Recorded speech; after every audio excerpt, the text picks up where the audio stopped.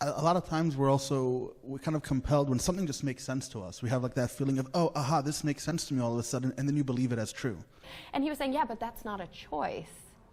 And it kind of struck me, and I thought, well, it's not my choice to not believe in God. Trust me, I was raised Mormon in a very fundamental household.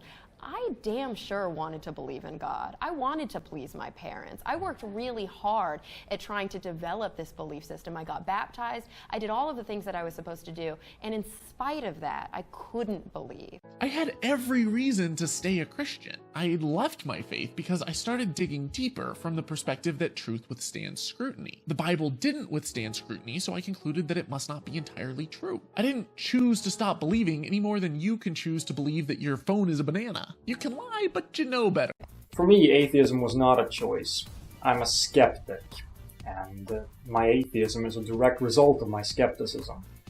I can't choose to believe something that I have no reason to believe in. I could only choose to pretend to believe it. I've often met people who say that they don't care what the facts are. They're going to believe what they want to believe. And if I try to tell them what the facts are, then they get angry, saying, why can't I believe what I want to believe? As if it was a matter of choice. And they tell me that I have that choice too, but I don't. Whatever I believe is a condition determined by my knowledge of the facts and will obligately change along with my understanding of the information.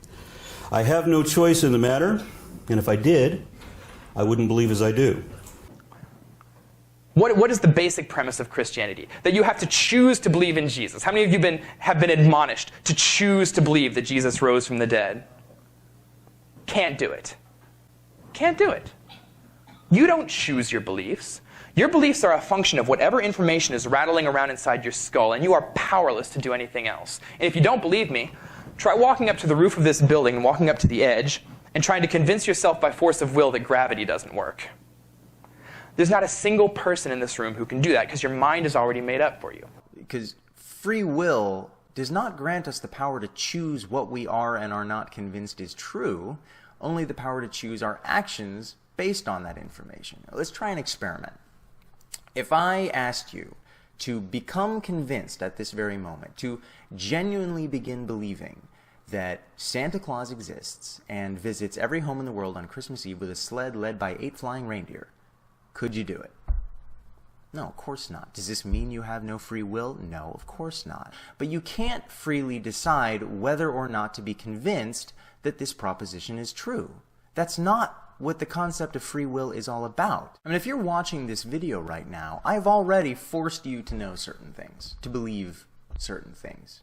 You now believe that at some point I sat down and recorded myself speaking this very sentence. You have no freedom to choose whether or not you are convinced that I spoke this sentence. If you believe I did speak the words I'm speaking, you may have the freedom to pretend that you don't or to behave as if you don't, but you don't have the power to decide to become genuinely convinced that I didn't speak these words. And the fact that you have no such power does not negate the freedom of choice we're talking about, which pertains to our actions, the things we do in response to the propositions we believe.